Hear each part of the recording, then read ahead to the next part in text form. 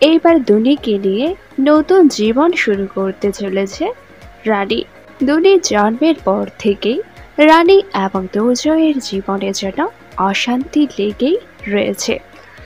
বর্তমানে অনেক বড় একটা ভুল বোঝাবুঝির সৃষ্টি হয়েছে তাদের জীবনে, যার ফলে আর নিজের শ্বশুর বাড়িতে থাকতে চায় না রানী, কারণ তার গায়ে হাত তুলেছে দুর্জয়।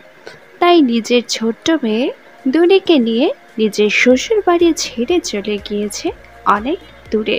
বর্তমানে গুন্ডাদের হাত থেকে নিজেকে এবং নিজের সন্তানকে বাঁচিয়ে একটি নতুন জায়গায় এসে উঠেছে সে।